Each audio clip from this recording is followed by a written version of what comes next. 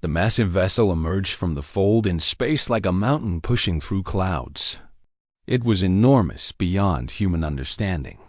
The ship stretched across 300 kilometers of darkness, blocking out entire constellations as it positioned itself above Earth's northern hemisphere. Every satellite in orbit captured the moment. Every telescope on the planet turned upward. Every human being with access to a screen watched as the impossible became real. Admiral Chen Wei stood at the center of United Earth Command, surrounded by flickering holographic displays and the nervous faces of military leaders from every major nation. The room buzzed with tension. Translators worked frantically as messages flooded in from Moscow, Beijing, Washington, and New Delhi. Everyone demanded answers. Nobody had any. The alien vessel broadcast its first message exactly 17 minutes after arrival. The signal cut through every frequency on Earth simultaneously. Radio stations, television networks, and even personal devices carried the same deep, resonant voice speaking in perfect English, Mandarin, Arabic, and every other human language at once. People of Earth, we are the Supreme Order. We have watched your species for 3,000 of your years. We have cataloged your wars, your diseases, your failures. We have witnessed your cruelty to one another. We have measured your technological progress and found it acceptable. You are ready for integration. The message repeated 7 times before falling silent. Dr. Sarah Mitchell, the lead xenolinguist for the hastily assembled First Contact Committee, studied the transmission data with shaking hands. Her team had been preparing for this possibility for decades. They had protocols. They had plans. None of it felt adequate now. Integration, she muttered to herself. What does that even mean? The answer came 4 hours later when smaller vessels descended from the mothership. These craft were sleek and silver, shaped like teardrops, and they landed simultaneously in 12 major cities across the globe. London, Tokyo, São Paulo, Cairo, Sydney, Mumbai, Lagos, Mexico City, Paris, Toronto, Seoul, and Cape Town all received visitors on the same morning. Captain James Okonkwo was among the first human soldiers to witness the aliens in person. He stood with his unit outside the landing site in Lagos, watching as a ramp extended from the silver vessel. His heart pounded against his ribs. His rifle felt useless in his hands, but he held it anyway. The beings that emerged were tall and slender, standing nearly 3 meters in height. Their skin was pale gray, almost translucent, revealing faint traces of glowing blue veins beneath the surface. They had no hair, no visible ears, and their eyes were large pools of solid black. They wore flowing white robes that seemed to shimmer with internal light. The lead alien surveyed the gathered crowd of soldiers, reporters, and government officials. Its thin lips curved into something that might have been a smile. "We are envoys of the Supreme Order," the creature announced without moving its mouth. The words appeared directly in the minds of everyone present. "We come to guide your species toward its rightful place in the galactic hierarchy. Resistance is neither expected nor advised. Your integration will be painless if you cooperate." Similar scenes played out across the planet. The aliens spoke of peace and advancement. They promised technology beyond human imagination. They offered cures for diseases, solutions to climate change, and answers to questions humanity had asked for millennia. All they asked in return was submission. The word echoed through every council chamber and war room on Earth. Submission. The Supreme Order made it clear that they had conquered 743 species across the galaxy. They showed holographic records of worlds far older and more advanced than Earth bowing before them. They displayed the ruins of civilizations that had refused. World leaders gathered for an emergency summit. The debate raged for 3 days. Some argued for acceptance. The aliens had technology that could solve every problem facing humanity. Others demanded resistance. Humanity had not clawed its way to the stars, only to kneel before the first alien empire that appeared. Admiral Chen Wei watched the arguments unfold on his private screen. He had served in 3 conflicts during his 40-year career. He had seen humanity at its worst and at its best. He had buried friends and celebrated victories. And he had never felt more tired than he did now. His secure line buzzed with an incoming call from General Maria Santos, commander of the South American Defense Coalition. "Chan," she said without preamble, "are you seeing the reports from Brazil?" He pulled up the relevant files. In São Paulo, a crowd of protesters had gathered outside the alien landing site. They carried signs in Portuguese, Spanish, and English. They chanted slogans against submission. And when an alien envoy had approached them to demand dispersal, something unexpected had happened.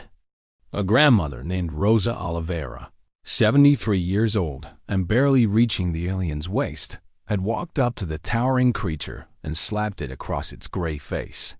"You come to my planet," she had shouted in accented English for the cameras, "and tell my people to bow?"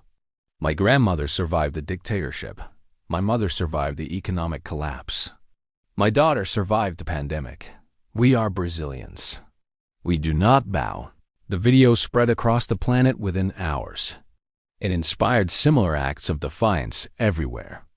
In Tokyo, a group of elderly women offered the aliens expired rice crackers and politely suggested they leave. In Lagos, Captain Okonkwo's unit refused direct orders to kneel, standing at attention instead while reciting the Nigerian national anthem. In London, a street musician played "God Save the King" on a battered violin, while the alien envoy waited impatiently for an audience with the Prime Minister. The Supreme Order had expected fear. They had expected gratitude.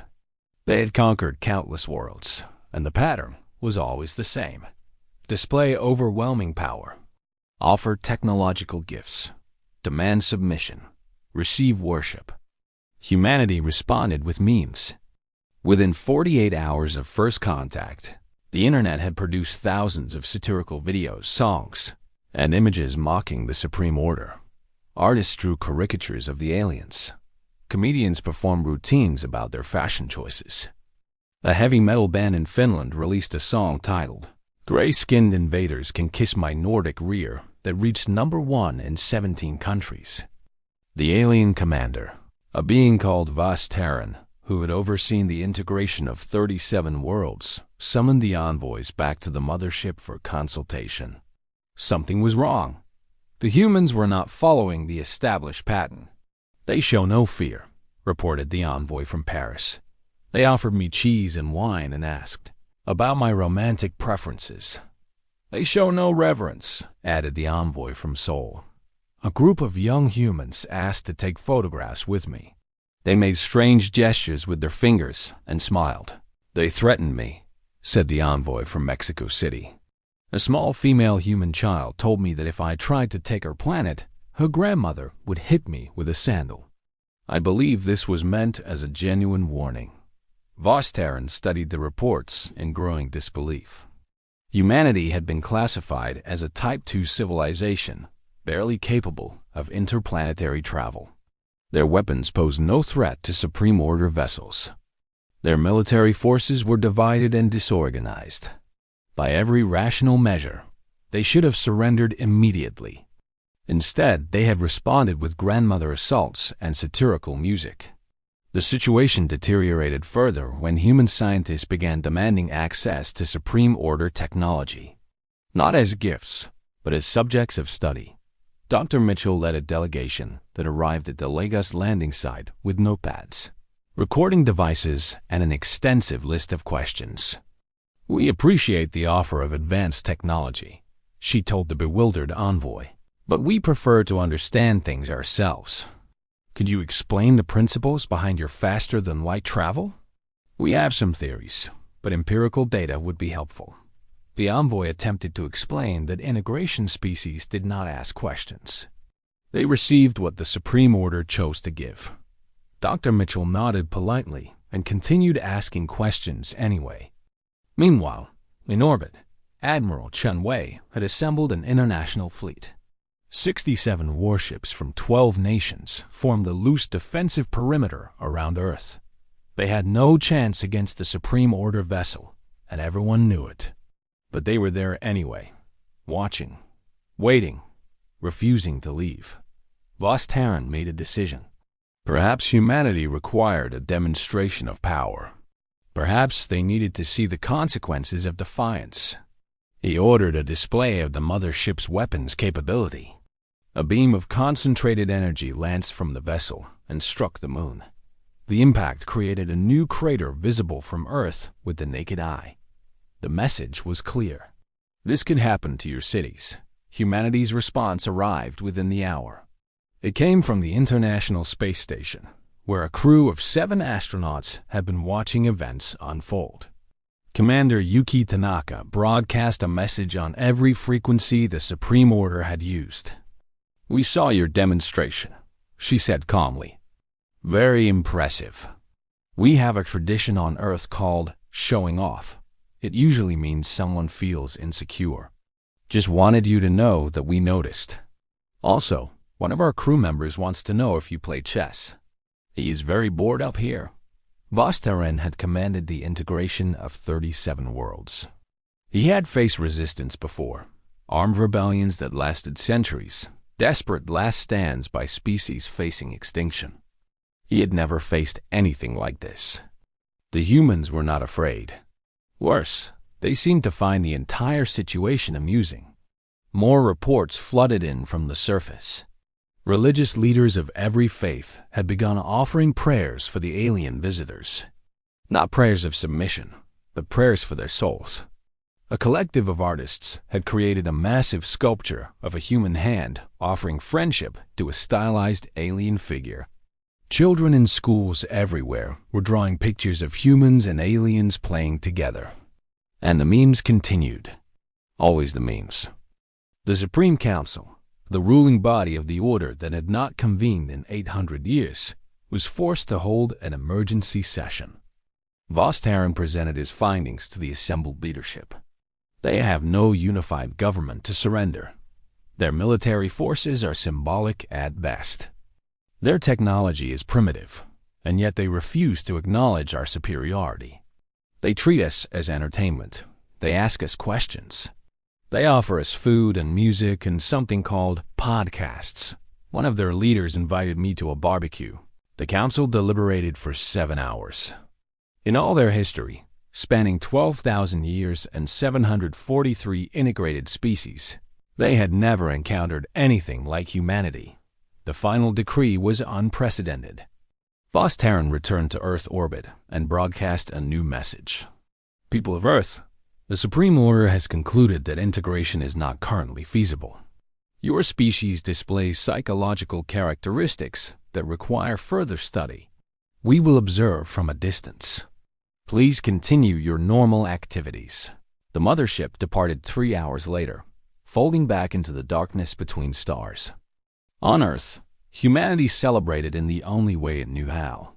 With parties, with songs, with artwork, and with a cascade of new memes featuring alien faces and captions about tactical grandmother deployment. Admiral Chun Wei watched the night sky from his balcony, a glass of rice wine in his hand. He did not know if the aliens would return. He did not know what their observation would reveal. But he knew one thing with absolute certainty. Humanity had faced the Supreme Order, an empire that had conquered nearly 800 worlds and responded with grandmothers, cheese, and bad music. They had refused to bow. They had refused to submit. They had refused to take any of it seriously. And somehow, against all logic and probability, that had been enough. Dr. Mitchell published her analysis 3 months later. Her conclusion was simple. The Supreme Order had evolved in a universe where power demanded respect. They had never encountered a species that responded to overwhelming force with humor and hospitality. They had no framework for understanding a civilization that valued defiance over survival. Humanity had won its first interstellar conflict by being exactly what it had always been: stubborn, creative, irreverent, and absolutely unwilling to follow the rules. The stars watched silently, and somewhere in the void, the Supreme Order began to wonder if they had made a serious mistake.